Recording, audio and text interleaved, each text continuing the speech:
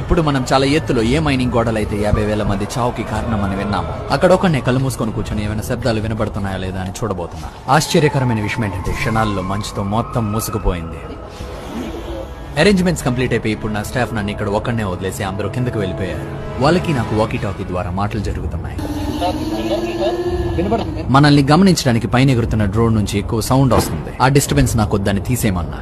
Science ప్రకారం కళ్ళకు గంతలు కట్టుకోవడం వల్ల మనసు యొక్క ఏకాగ్రత వినే శబ్దం మీద ఎక్కువ అవుతుంది. చెప్పడం మర్చిపోయా, ఇక్కడ కాలుని ఎక్కువసేపు కింద పెట్టడం అంత మంచిది కాదు. ఎందుకంటే ఇక్కడ చాలా మొత్తాన్ని పీల్చే జలగలు ఉన్నాయి. అవి మన మీదకి ఎక్కి కుట్టినట్టు కూడా మనకి తెలియదు. రకరకాల సౌండ్లు వినబడడం మొదలై పక్షులు అయి ఉండొచ్చు అని పెద్ద సీరియస్ గా తీసుకోలే. చాలా రకాల సౌండ్స్ వినిపిస్తున్నాయి. ఇక్కడే నాకు ఆశ్చర్యాన్ని కలిగించే ఒక విషయం జరిగింది.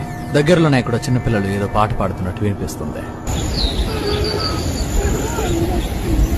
ఈ విషయం ఇక్కడ ఎడిటింగ్ లో